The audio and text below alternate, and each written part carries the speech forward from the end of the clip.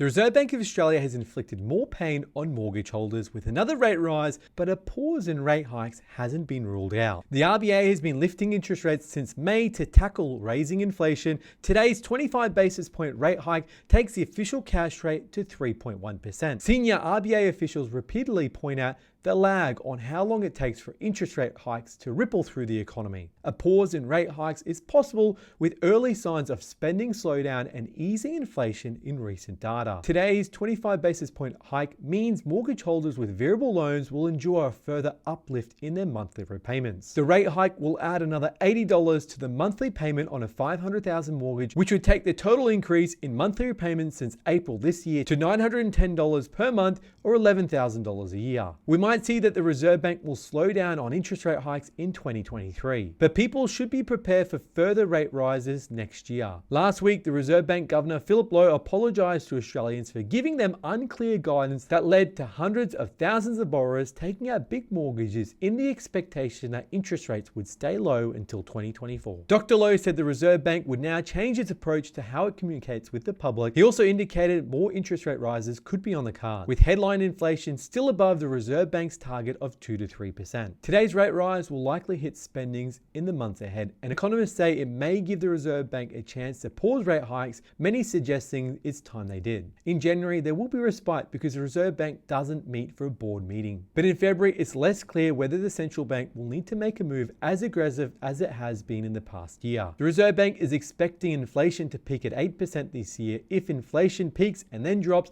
it might give the Reserve Bank a chance to sit back. The RBA is aware of the lag between changes to monetary policy, as in interest rates increasing or decreasing, and the impact it has on economic activity and inflation. Consumers don't stop spending straight away. Typically, when budgets come under strain, they gradually cut discretionary spending, such as eating out and recreational activities, and then when it comes under further strain, it starts to impact general spending on essential foods and bills. A shift in the Reserve Bank's language could mean that the central banks stop rising rates next year, or rate hikes aren't as aggressive as they've been. In other words, they might raise rates more moderately by 15 basis points instead of the typical 25 to 50 basis points we've seen in the year that's passed. There are concerns about the lagging effects with 8 rate rises in as many months, as well as a looming mortgage cliff with $270 billion coming off historically low fixed rates next year. The Reserve Bank is battling to rein in inflation, which is running at levels not seen since '99. The Reserve Bank even said if we need to step up to larger increases again to secure inflation to return within the target level,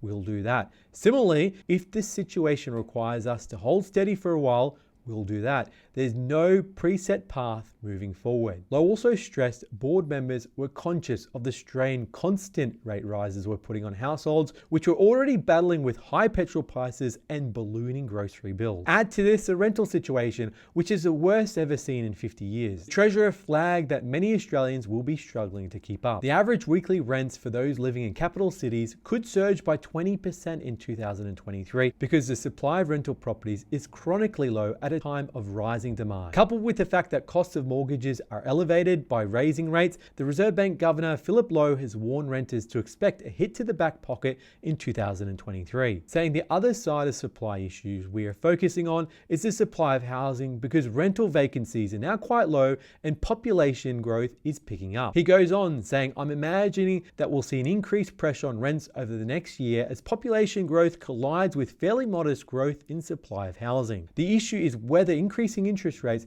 makes investing in new properties more difficult. The answer is absolutely. We've seen borrowing power reduce significantly since the Reserve Bank started raising rates earlier this year. Higher interest rates make it harder for would-be owner-occupiers to invest in creating new housing supply. Add to this the construction apocalypse we've seen earlier, and it's easy to see why we have a housing shortage. The government needs to be looking at more relief for renters amid high interest rates and inflation, and the Reserve Bank board still doesn't know how high interest rates will go. Ultimately, it will come down to what happens with inflation.